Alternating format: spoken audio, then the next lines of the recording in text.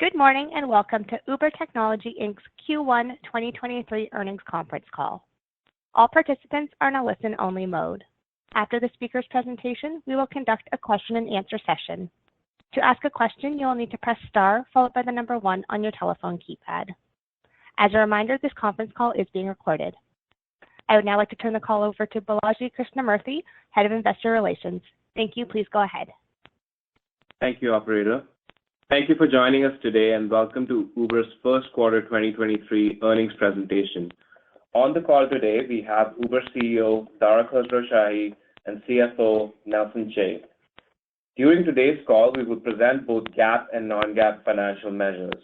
Additional disclosures regarding these non-GAAP measures, including a reconciliation of GAAP to non-GAAP measures, are included in the press release, supplemental slides, and our filings with the SEC, each of which is posted to investor.uber.com. As a reminder, these numbers are unaudited and may be subject to change. Certain statements in this presentation and on this call are forward-looking statements. Such statements can be identified by terms such as believe, expect, intend, and may. You should not place undue reliance on forward-looking statements. Actual results may differ materially from these forward-looking statements, and we do not undertake any obligation to update any forward-looking statement we make today, except as required by law.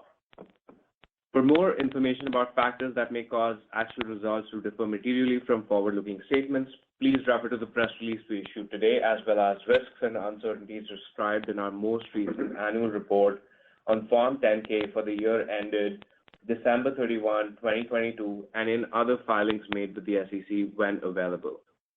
We published our quarterly earnings press release, prepared remarks, and supplemental slides to our investor relations website earlier today, and we ask you to review those documents if you haven't already. We will open the call to questions following brief opening remarks from Dara. With that, let me hand it over to Dara. Thanks, Balaji. Uber's off to a strong start in 2023, with gross bookings up 22% year-on-year constant currency. Trips outpaced gross bookings growth and accelerated to 24% growth from 19% last quarter. Adjusted EBITDA of $761 million exceeded the high end of our guidance, and we delivered strong incremental adjusted EBITDA margin of 12% and record free cash flow of $549 million. Over the past 2 years, we've consistently delivered results that have exceeded both investor expectations and our own internal plans. Even as we perform well, we're acutely aware that expectations have only continued to increase for scale platforms like ours. We're working to accelerate our path to GAAP net income by optimizing our entire P&L, every single line item. Despite any macroeconomic uncertainty, I'm more confident than ever in our prospects and remain committed to best-of-breed cash flow growth. The Uber platform has never been stronger. Our own expectations have never been higher, and we're excited to leave no doubt as to the scope of our ambitions for exceptionally profitable growth. With that, let's open the call to questions. Thank you. If you would like to ask a question, please press star followed by the number 1 on your telephone keypad. Our first question comes from Doug Anmuth from J.P. Morgan. Please go ahead. Your line is open. Thanks so much for taking the questions. Dara, good EBITDA upside, the $549 million in free cash flow, and talking about GAAP operating income this year. I think headcount flat to down this year. Do you believe you need to tighten up the cost structure anymore? And how do you balance those considerations with product and growth? And then secondly, just in terms of AI, you talked about improvements on ETAs and onboarding. What are some of the other ways you envision AI driving the consumer experience for Uber? Yeah, absolutely. So I think as far as the cost structure goes, listen, we manage the cost structure dynamically based on the environment that we're seeing. And I think the results speak for themselves in terms of our bookings growth, trip acceleration on a quarter-on-quarter basis. And then you look at our EBITDA that we delivered well above street expectations, well above our guidance, and the forward EBITDA, $800 to $850 million that we guided to, again, even at the low end, above what street expectations were.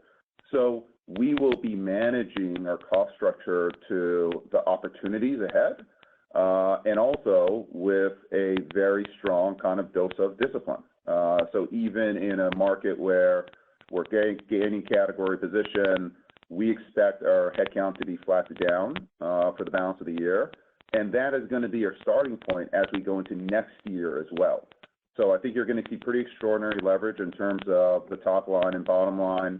The incremental EBITDA that we delivered this last quarter was 12%, which is well above the 7% target that we talked about. And if you look at our guidance, the incremental EBITDA that we're talking about for Q2 is about 10%, which remains well above our targets. If the business slows down, and we don't expect it to slow down materially, we will adjust. And I think Nelson, myself, the rest of the team have demonstrated the ability to deliver in good markets and bad markets. Remember, this is not a fair weather company. We've been through a lot of difficult things. We came out of COVID. So just the muscles, the P&L muscles were there. And hopefully you'll remember early last year, before everyone else was raising alarms about the reality of today's capital markets and discipline needed, we raised the alarms internally and we took action early so that we didn't have to be reactive like a lot of other tech companies have been. So we're innovating, we're building while a bunch of people are restructuring, and I think that's a good position to be in. As far as AI goes, we are looking full stack at AI. I think a lot of people obviously want to talk about the sexy kind of new consumer applications. I would tell you that I think that the earliest and most significant effect that AI is going to have on our company is actually going to be as it relates to our developer productivity. Some of the tools that we're seeing in terms of Copilot are going to allow our devs to kind of be super devs and to be able to innovate more, build more faster, having Copilot along with them. And that will essentially leverage and accelerate innovation across the platform. And this is with a platform that I think is innovating faster than anyone else. I think on the cost side, you can see chatbots powering a lot more experiences as opposed to, let's say, live agents. I think the quality of those chatbot experiences is going to increase with AI, with a voice that can be more human, interactions that can be more complex, et cetera. And then we will look to surprise and delight. Pick me up at the airport. I'm arriving in American Flight 260 on Tuesday, and we will know who you are, where your home is, what kind of cars you like, et cetera. And AI can power those kinds of experiences. So it's going to go from productivity to cost to delight, and we're thrilled. It's a wonderful toy that hopefully will return significantly going forward for the company. Thank you, Dar. You bet. Our next question comes from Ross Sandler from Barclays. Please go ahead. Your line is open. Hey, guys. Congrats. Question on the rides take rate. So you mentioned in the prepared remarks that both rider and driver incentives were down pretty nicely in the U.S. and your category position stable. So is that the primary driver of the improvement in rides take rate? And kind of looking forward, how much more room do you see to kind of continue that trend of reducing incentives while holding category share? Thanks a lot. Yeah, so as Dara mentioned, we optimize, our marketplace in order to both make sure that we are driving and overachieving against the guidance that we put out on the bottom line. But certainly we also want to try to allocate and drive growth on the top line as well. And so right now things are working quite well if you look at both the top line as well as the bottom line growth in the quarter. And so I would say it's a combination of both. So we leaned in a lot, as you know, last year in terms of bringing drivers back. And so the marketplace is much more healthy from a supply perspective. So periodically we will put in some more incentive on to continue to drive demand. And again, what I would say is that we work very hard at balancing our marketplace because it's not just delivering the EBITDA and the free cash flow that we're promising. We are trying to continue to grow the company at scale. And so you saw that our gross bookings were up 22% on a constant basis, and the mobility business even higher. And so as we go into next year, what's actually exciting about it is our trip growth is actually accelerating faster. And again, that for us, that's our marketplace working. And so again, you'll see us continue to toggle back between the two. And our focal point really is on continuing to drive our company at scale on the top line and over-deliver against our commitments on the bottom. And Ross, just to add one point, is part of the take rate increase that you saw Q4 to Q1 on the mobility business is seasonal. Q4 tends to be very, very busy from a demand perspective, so we put more money, so to speak, into incentives to make sure that supply is balanced. Q1, usually demand is a bit lower and supply is elevated. Therefore, we can take down incentives, which has the effect of increasing our take rates. If you take a look, if you ignore, the merchant model, kind of the accounting adjustments that we had, our take rate kind of Q4 to Q1 went from, call it, 21.4 to 21.1. So there was a slight decrease, sorry, it was the other way. It went to 21.4 from 21.1. So there's a slight increase in take rate, but most of that is seasonal. And really, it's as Nelson said, we're managing for the entire P&L, and take rate is just one element of the P&L. Yeah, so what Dara is referencing is the business model change in the UK that happened last March, and so you're seeing that overlap, that was what Dara pointed out. Thank you. Next question. Our next question comes from Brian Nowak from Morgan Stanley. Please go ahead. Your line is open. Great. Thanks for taking my questions. I have two. The first one, appreciate the rider cohort data in the slide deck. I'd be curious to hear a little more detail about which use cases or products are sort of driving this strong new user cohort frequency and spend behavior that you're seeing. And then the second one on delivery, you're talking about acceleration in the business, really healthy. Can you just talk to us about which products or regions are driving that acceleration and how we should think about that over the course of the year? Thanks. Yeah, Brian, in terms of the mobility cohorts, which are positive kind of on a year-on-year basis, and then the newer cohorts are actually even more healthy in terms of trip frequency, it comes really from the amalgamation of all of the work that we are doing on the platform. Supply is strong. ETAs are coming down. Surge came down from Q4 to Q1, and that's resulting in higher conversion rates in terms of how many sessions does a rider have, and do they convert on that session. So the quality of the marketplace is clearly having an effect, but at the same time, we're innovating and we're adding a ton of new products and choices for the rider as well. Reserve is an example. I talked about 20% now of our airport drop-offs being reserve trips. And what we're finding is that Reserve has a combination of riders who used to use our on-demand marketplace, now using Reserve to make sure that they're kind of guaranteed availability or guaranteed a much higher reliability. But it's also bringing new riders into the system as well. That are, it's a use case. Travel is a strong use case with high average fares as well. So I think it's a combination of marketplace health and innovation around new use cases that is driving the frequency that we are seeing. In terms of delivery, as far as the growth there and the acceleration drivers, one is just that we had Omicron comps earlier in the year. So if you look at January, delivery volumes were a bit lighter just because of comps. And then we saw acceleration going into February and March, and we expect strong growth for the balance of the year. And the other factor in terms of delivery is, again, the customer cohort data is actually quite healthy. Eater retention has improved significantly, so eaters are staying with the platform. Frequency is up, and a higher percentage of our eaters and riders, but especially eaters, are members. And as you know, members spend 4 times the amount that non-members do. So all of that is adding up to continued healthy growth for the platform, both on the mobility side and on the Eat side as well. Great. Thanks, Dara. You're welcome. Next question. Our next question comes from Eric Sheridan from Goldman Sachs. Please go ahead. Your line is open.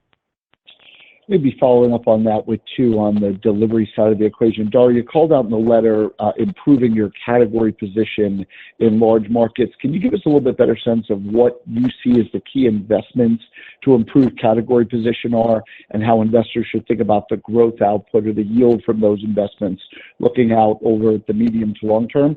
And then second, with respect to the delivery business, how should we think about market share dynamics broadly in the delivery business versus where you see yourself as the best positioned to compete, where there's an overlap between the Uber One subscription and the mobility business, where that might put you on a competitive footing that's different than markets where that may not be as prevalent? Thank you. Yeah, absolutely, Eric. So I think on the delivery side, we're seeing the result of a couple of factors. First of all, we've got the power of the platform in that we have our mobility business that is actively upselling our mobility customers to our Eats products. The audience that we have on the mobility business is the largest audience in the world in terms of any of our mobility competitors, and we're the only scale players who are kind of upselling from mobility to delivery and then vice versa. So against our competitors who are monoline competitors, who are delivery-only competitors, we have a source of low-cost traffic, significantly low-cost traffic. Our mobility business sends us more customers than we get from Facebook and Google and Snap and all of these different platforms combined. And that's just a structural advantage that we have against the overall market, certainly against our competitors. And then I think we're executing particularly well algorithmically as it relates to improving our marketplace efficiency on the delivery side, higher percentage of batching orders, and using deep learning techniques to drive down cost per transaction on the delivery side. You add on top of that our advertising product, which continues to grow at high rates. Advertisers are up 70% year on year using our platform, and you get some pretty powerful economic drivers that's allowing us to deliver the kinds of bottom line that you saw on our delivery business, which is well ahead of estimates, while gaining category position in 9 of our top 10 markets on a global basis. So I think that it's happening broadly. It's not 5 out of 10, it's 9 out of 10 markets where we're gaining category position, and I do think it's the power of the platform. And again, we see it in almost every single market out there. Great, thank you. Sure. Our next question comes from Justin Post from Bank of America. Please go ahead, your line is open. Great, thanks. Nelson, maybe just give us an update on the EBITDA progress. If you take 850 times 4, you're already over a $3 billion run rate. What are the drivers to get over $5 billion here? Is it network efficiencies, marketing spend, leverage on personnel? How are you thinking about the growth from here? And then I noticed you had some interesting comments on the taxi business. Just high level, how much that's helping your mobility growth? Thank you. Okay, so I'll handle the first half of it. So again, when we put out the targets last year, our expectation was to at least achieve them on the top line, but over-deliver on the bottom. And we're 5 quarters into putting out a 12-point plan, and I think history shows that we've overachieved every quarter, and we intend to continue to do so. So again, if you take the Q2 trajectory, which is actually what you're referencing, we don't stop there, right? So we're continuing to invest actually in our marketplace and continue to grow the marketplace. And we actually are optimizing every single line of the P&L, and we're seeing those benefits. And so last year we talked a lot about the cost per trip benefits we're getting on delivery. This year you heard us talk a little bit about RNA and some of the benefits we can have there, and these are big dollars. And so the platform really is operating quite well. And so like what we're doing is we work with our teams and work with our tech folks to make sure we're just optimizing the platform. So to be able to grow 22% constant currency at our scale year over year, it's hard, right? It's tremendous what we're doing here, and be able to deliver the incremental. So I think what you should think through is more about where we think we're going to end up next year, understanding that we think we'll continue to outpace on the bottom line. And you heard the commentary about we think we were 12% incremental margins in Q1. Right now, if you look at the midpoint of the guidance, it's 10%. So our expectation is that we'll continue to do better and, importantly, generate a lot of free cash flow that we think is going to ramp in the coming quarters. So while we're not touching upon new guidance for 24 or the out years, hopefully we're building track record to show you that the company is really operating at a high level right now. And then as it relates to the taxi market, we don't disclose, let's say, taxi bookings. When we look at hailables, which is taxi two-wheelers, three-wheelers in certain markets, that's a business that's already over $1 billion. But really the way that we look at our portfolio is a set of growth bets that we're making. These are taxi, two-wheelers, three-wheelers, low cost, our UberX Share, high-capacity vehicles that we're investing in, our Uber for business, Uber for health, and then newer products like Reserve that are creating entirely kind of new instances for our riders to use the service. If you add up all those growth bets, we're about a $6 billion run rate, growing at 100% year on year. So we talked about when we put together a growth platform, we talked about 50% of our growth coming from our base business, 35% of our growth coming from new bets, 15% of our growth coming from certain international expansion. It's the traditional Uber business, but with a twist. And if you look at our growth bets were about 10% of our volume in Q1. They're about 20% of our growth in Q1. And they also account for 20% of new riders coming onto the platform. So not only are they a big part of our growth and kind of a new business segment that we're building, but we're introducing an entirely new audience to the Uber platform, and those new riders tend to use other products. They'll come in on U4B, they'll use us mainline, they'll come in on low cost, and then they'll treat themselves to an UberX or a Comfort as well. So we see taxi as a part of a portfolio. Nelson and his team are constantly allocating capital to the base business, to the growth bets as well in a dynamic way to deliver the kinds of top lines and then excellent bottom lines that you're seeing. So think about our GBs are up 22% on a constant basis, just to go back to that, and our EBITDA is up 4x year over year. And so again, I think that we really are pulling all the levers to make sure we deliver top and bottom line growth. And so again, I think we're both very confident that we'll continue to do that in the coming quarters. Great. Thanks, Nelson. Thanks, Dara. Sure. Thank you. Next question. Our next question comes from Lloyd Walmsley from UBS. Please go ahead. Your line is open. Thanks a lot. Two, if I can. First, just kind of continuing on the last question, appreciate the color on hailables and the new formats. I guess on that international side of the medium-term growth, what is the latest update on some of the markets you flagged at the Analyst Day, like South Korea, Spain, and Germany? And then second one, following up on some of the earlier delivery questions, like how much do you think of the benefit you guys are seeing in terms of market share as a function of product improvements versus maybe more discipline across the competitive landscape, just with the rising cost of capital? You flagged, I think, Japan in particular, but like anything, do you feel like those are also part of the benefit, and like where are we in seeing the benefit of just a more rational competitive landscape? Thanks. Yeah, I'll start in terms of the international markets. A couple that I'll call out are Spain, Germany, and Turkey. Spain is a highly regulated market, but we're having a ton of success in terms of adding supply into our marketplace. Earnings are strong, demand is strong, and Spain is growing at very significant rates, and we believe we're gaining category position in Spain. Same with Germany. It's a market that we started on probably around 4 years ago, and it has developed very well. We're playing by the rules. And Germany is the largest GDP in Europe, so it's a very, very large market to go after. And we're seeing promise both on the mobility side and the delivery side in Germany. We're happy with that development.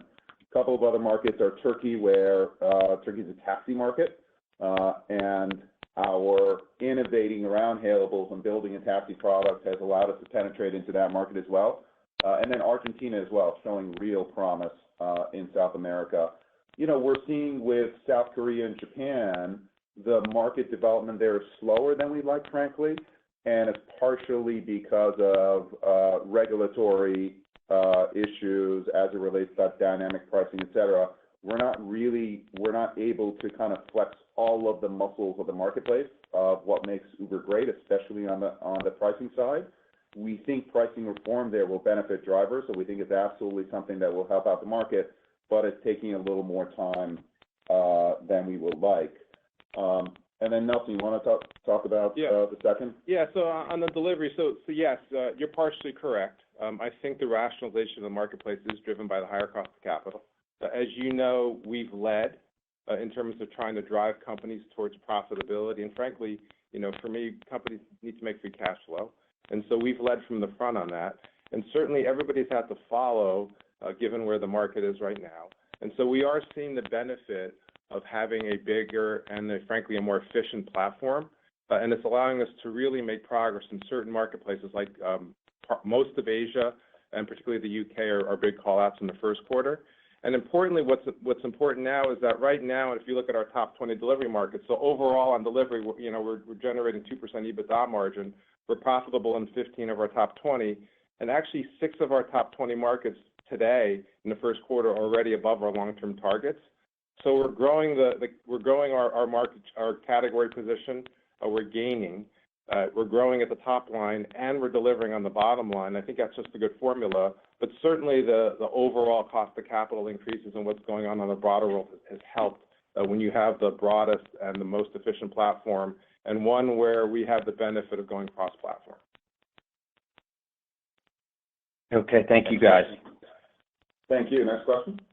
Our next question comes from Mark Mahaney from Evercore. Please go ahead. Your line is open. Thanks. I wanted to ask about 2 questions. On the advertising side, what traction you're seeing for advertising on the mobility side? And then in terms of the Uber One program, in the prepared comments, you talked about seeing really nice traction, record high levels in North America. Could you talk about in the rest of the world? And also kind of what if there are product development areas you want to lean into to make the Uber One program even more attractive? Thank you.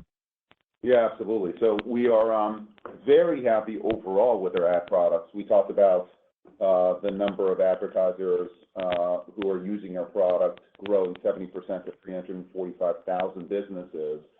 And the majority of our revenue is, to be clear, is on Uber Eats. And it's obviously a big growing platform, along with some new products that we're launching on the new vertical ad side with sponsored items in the U.S. that are designed for CPG advertisers. We continue to see strong momentum on the mobility side with journey ads, and these journey ads are getting us premium CPMs because if you think about the Uber rider, this is a very high demographic rider. They tend to be younger, so obviously more open to first-rate brands and advertising.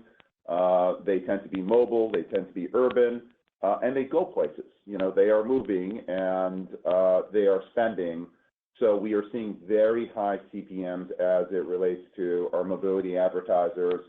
One of the newer products that we're quite excited about are car tops that you see in certain cities like New York City, and also tablets that we're launching in certain cities as well. These are newer formats, and what's exciting about these new formats is that they are a way for us to improve driver earnings. So, for example, with a car top, a driver who has a car top will make an average of $100 extra a week as it relates to those earnings. So if drivers are making more money, retention is higher, supply hours are higher, and they're happier and making more, which helps out the marketplace. So we're quite optimistic about our prospects there. As it relates to Uber One, I'd say strength across the board. We are, the goal of Uber One is really we are giving a discount to our best customers in order to drive frequency. And we continue to see Uber One members spend 4 times more than non-members. Retention is 15% higher than non-members as well. And Uber One continues to be a higher and higher percentage of our bookings. It's about 27% now, and we have a target of driving that to 50+%. And in certain markets outside of the U.S., Uber One penetration is significantly higher than that 50% target. So that's not a theoretical target. That's a target that is absolutely achievable. And I will also add that Uber One members are profitable, and what we find is it's a very, very effective way, essentially, to drive frequency and higher engagement with our customer base. Okay, thank you. You're welcome. Next question. Our next question comes from Deepak Mathivanan from Wolfe Research. Please go ahead. Your line is open. Great. Thanks for taking the questions. Dara, your competitor in the U.S. is going through a transition currently. How do you think about the potential impact of this on the U.S. rideshare market? And philosophically, what is Uber's priority between kind of defending category position and profitability if, for some reason, competition intensifies in this space? And then a second question, maybe for Nelson. You noted in response to a prior question that you intend to outperform on EBITDA. Certainly the incremental margins have been great, but wanted to ask if there is any update on your thinking on top-line bookings for 2024. Since you provided the guidance at the Analyst Day, FX has been a headwind and some markets are on different trajectory. Wanted to ask if you have any updated thoughts on 24 top-line growth. Thank you so much. So I'll go first, and Dara can answer the competitive question second. So certainly, if you think about what we did in the first quarter, right, 22% constant currency and even 19% reported across our business is extremely strong, especially given some of the headwinds on freight. And if you just think about what we're doing in terms of the forecast in Q2, so we expect our core mobility and delivery businesses gross bookings to grow, 18 to 22%, depending where you are on the guidance on a constant currency basis. So as we said, we are committed and we are enabled because we are been so efficient in terms of operating the business and getting the leverage, and we've been mindful about our costs to be able to invest back in some of the products that you've heard Dara talk about already today. And so we are seeing some of that meaningful benefit as we think about going into 24. And so again, we are trying to do both, which is continue to invest in products that we think will enable us to deliver against the top line. But importantly, we expect to continue to do what we've been doing, which is over-deliver against the bottom and generate a very, very strong free cash flow in the coming quarters. And so again, I would just say that we spend a lot of time on capital allocation inside the company. And right now, the formula is working quite well because we're able to do both, as well as, again, invest in new geographies and invest in new products. And I think you should just expect that to continue. Yeah, and Deepak, as far as the trade-off between CP and profitability, the first thing I would say is, I hope that we have demonstrated over the past 6-7 quarters that that's a false trade-off. We've been consistently gaining category position, and as you've seen, we've been delivering on profitability at a rate well in excess of our internal targets and in excess of external expectations, right? 12% this last quarter. And, again, delivering essentially record adjusted EBITDA, $288 million in adjusted EBITDA, over 20% incremental margins, while gaining category position in 9 out of our 10 markets. And it's a combination of the team executing really well, our being the scale player, our being the global player, and our having the power of the platform that our competitors don't. As far as what we are seeing domestically with Lyft, obviously they're going through a lot of changes. It's a very, very strong brand. It's not going anywhere. And what we're seeing is they're looking to price competitively with us. And we think that sets up a competitive environment where we're competing on brand and we're competing on service and ETAs and accuracy, reliability, et cetera. So we think it sets up a constructive, competitive environment going forward. We haven't seen any signal otherwise, but I think you'll have to ask them that question when they report their earnings as far as what their strategy is going forward. But so far, what we see is constructive, and we don't see any reason why it would change. I do think a more disciplined marketplace. I think the market has said very, very clearly that the days of paying for share and essentially using shareholder money to buy share temporarily, those days are over. And so we think the overall competitive environment for tech generally, but especially in our market, is going to be constructive going forward. Great. Thank you so much. Thank you. Next question. Our next question comes from John Colantuoni from Jefferies. Please go ahead. Your line is open. Hey, thanks for taking my questions. I wanted to look at the U.S. and Canada cohort figures again. I'm curious why frequency among the pre-COVID cohorts in 2022 was lower than the newer cohorts. Is there something about demographics or adoption of reserve for the newer cohorts, or something else that's causing the higher frequency? And mainly, I'm curious if there's an opportunity to improve adoption of reserve or Uber One in the older cohorts. And then second question. Oh, sorry. Go ahead. No, go ahead. Go ahead. Ask your second question, and then we'll answer. Yeah. Just quickly on freight. Freight's been falling short on expectations from industry headwinds. Can you just sort of update us on how you envision performance for that business trending throughout the year? And when you think about ROIC and capital allocation to build that business relative to your core mobility and delivery businesses, are you looking for opportunities to pare back a bit, or even to look for strategic opportunities to monetize that business to help accelerate your path to GAAP profitability and investment grade? Thanks. Yeah, absolutely. So I think on the first one, Nelson will take the second one. In terms of frequency of cohorts, we think it's exactly what you talked about, which is it's the product set. If you look at our product set today versus 2019, the breadth of product that we have available to our mobility riders is significantly higher than it was, whether it's Reserve or reimagined X Share, et cetera. There are just more opportunities for someone to use our product, and that's resulting in higher frequency kind of on a year-on-year basis. But if you look at each cohort, the 2021 cohort, their frequency increases as well, as we have healthy pricing, healthy availability, and then newer products available for them. Also remember that our membership program, we think over a period of time, is just mathematically going to drive higher frequency across the business. It'll have a higher impact because the incrementality generally is higher for delivery than mobility, but it should also show up in mobility as well. So these are very, very strong, as you know, kind of frequency numbers. They're only getting better.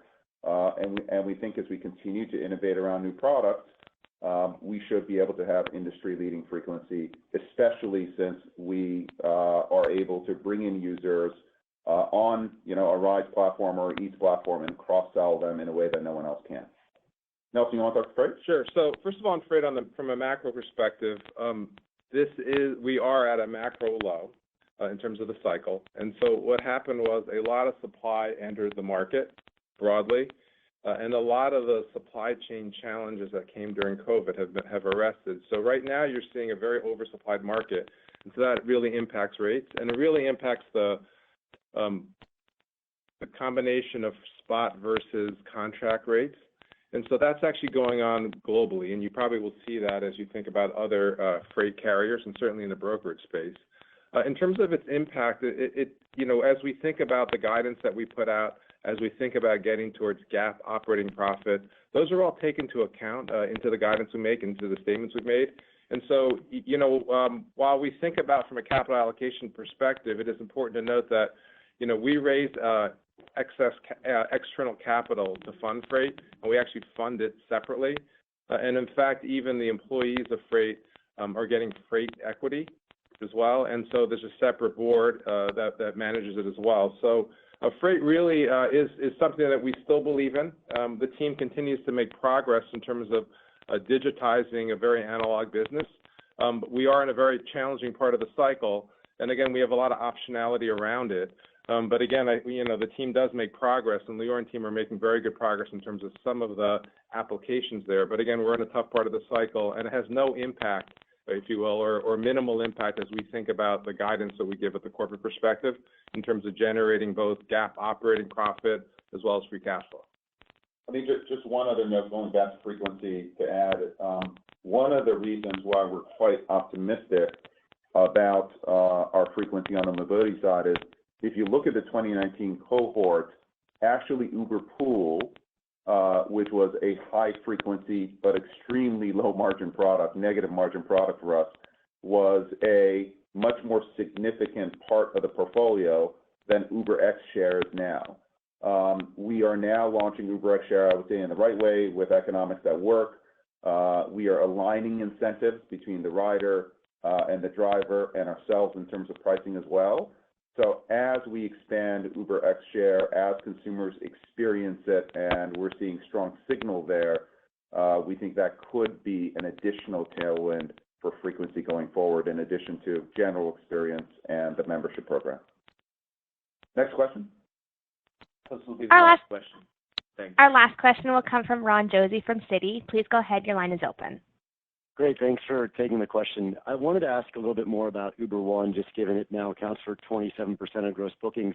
Talk to us, Dara, a little bit more about the programs just to drive continued adoption of Uber One. And then in the letter, as it relates to delivery, there was talk about investments around grocery, convenience, just newer verticals within delivery. Would love to hear the progress there as well. Thank you very much. Yeah, absolutely, Ron. So in terms of our Uber One program, while adoption of Uber One is incredibly important, we're actually more focused on retention. Any time that you build a membership program, it's easy to get, call it, initial numbers up. But if your retention statistics are not where kind of we want them to be, then at some point you're going to hit a wall. So actually, if you look at the team and what their priorities are, it's very much on retention, making sure that the experience of an Uber One member is first rate. If they get a delivery that's late, kind of we make it up for them. Making sure that even details like payments for renewals, payment failure rates are minimized, et cetera. All of this work that is kind of gritty work, kind of behind the scenes, is actually our priority in making sure that we improve retention rates for our membership program.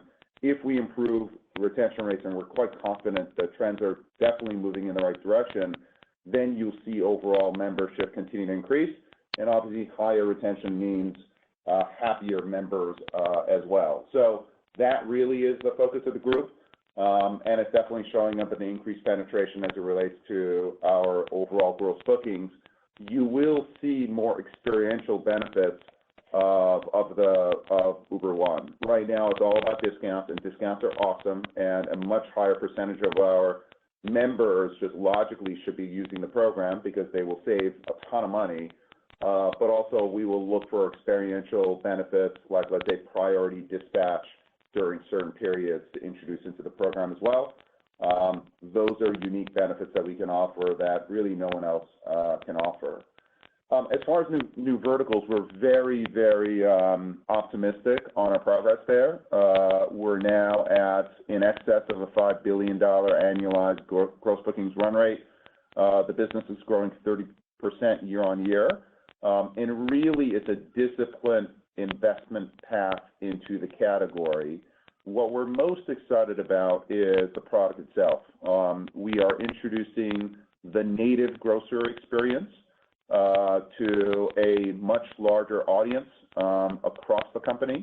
And as we have done that, we have seen the percentage of Uber Eats customers who then order from new verticals increase nicely. It's about a 300 basis points year on year in terms of the percentage of Eats customers who use new verticals. And then it's all about selection. It's about launching new retail partners, so selection like partners like Coles in Australia. They're the second largest grocer.